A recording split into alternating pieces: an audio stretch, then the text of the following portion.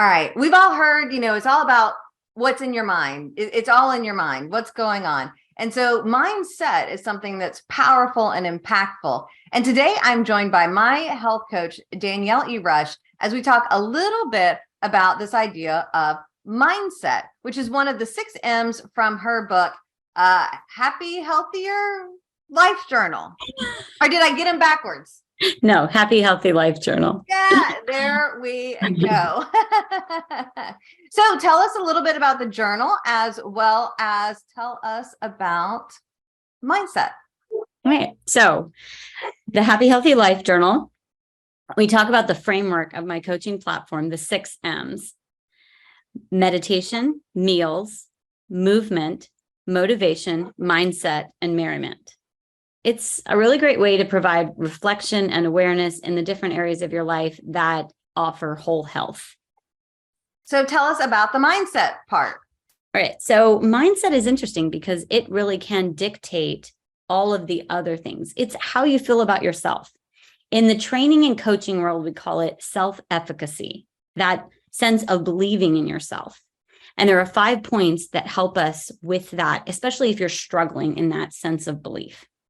So one of them is past experiences, how you've done in the past. Maybe if you were successful in your particular goal. So take a moment to think about whether it be weight loss or getting that big job or getting through a difficult phase of your life. What have you done in the past that you did that was successful, and how can you apply it to this instance? Another one is modeling. You're looking at someone else who is similar to you and they've had a success doing something similar.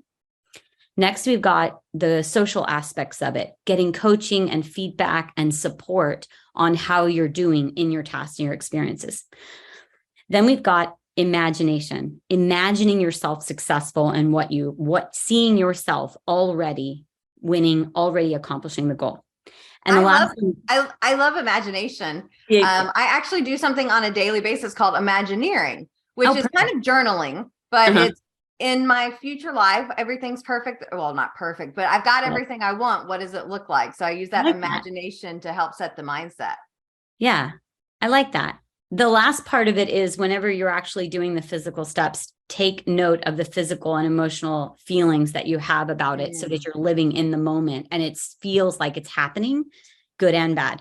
So that belief in yourself really can dictate all of the ways, like believing that you can reach the goals isn't important.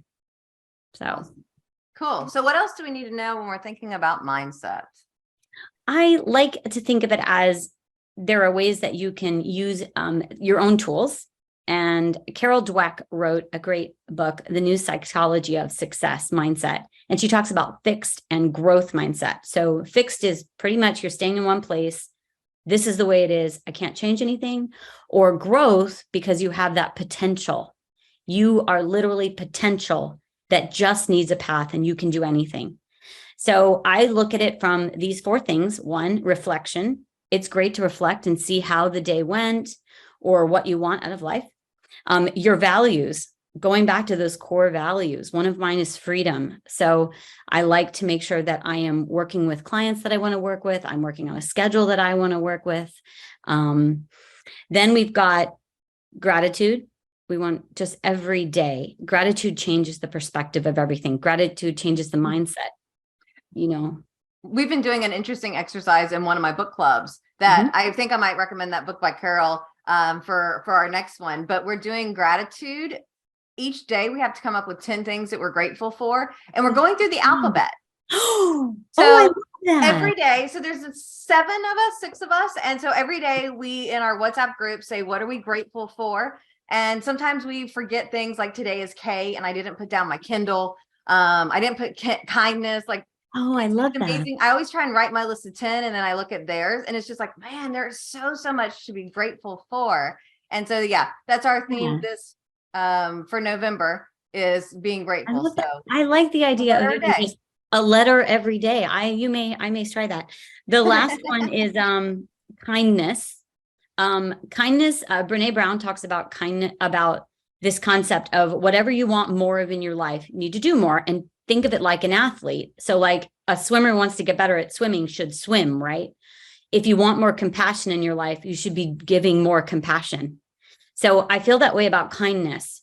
And it's not just kindness to other people. I mean, come on, guys, being a jerk feels crappy. Let's be honest.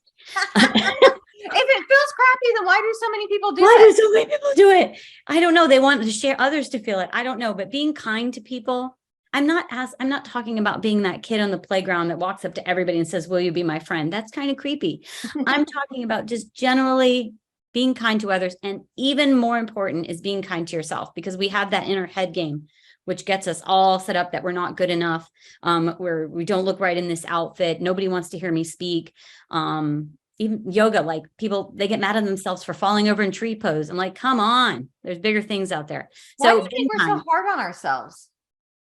because we want to be, I think, you know what? I was listening to Brene Brown TED Talks this morning, and she's just magical. Just talking about, vulnerability and real courage comes from that being vulnerable. And when you can be vulnerable with yourself, it allows you to take care of other people who may be feeling vulnerable. And I like that concept. So what else do you have for us on mindset? Or I know you've got a couple points. I want to make sure you cover them. Or did we cover most of them? I think we did. We've got to have better thoughts about who we are as people and give ourselves, believe in ourselves. Our mom said, I'm going to tell you something. My mom told me I was awesome and I believed her. So I'm going to spend every day being awesome. Just keep telling yourself. So. Keep telling yourself, and mom and dads out there, or people with kids around you, tell them they're awesome all the time. Right. Yes. So Danielle, thank you so much for talking to us about the M of mindset. Now, I know there's another M you're going to be talking to us about on December 9th. You want to tell us what you're going to talk to us about at the More Money, More Time, More Fun Summit? Yes, we're talking about movement. And the title of the program is More Fun Movement Edition. If it's not fun, I'm not doing it. So a little bit to you, and a little bit of how I feel that, I don't know, like maybe if you struggle to get out of bed in the morning and go to the gym because you're like, ugh, or you're in this trap of like, I don't feel like doing this, or you just want the workout to be fun. I've got some lists, some tools that are going to help us. What can we do to move our bodies so it's fun? Because I can tell you that if you enjoy doing it or it's fun, you're more inclined to be consistent, and consistency will beat frequency. Consistency will beat intensity every day.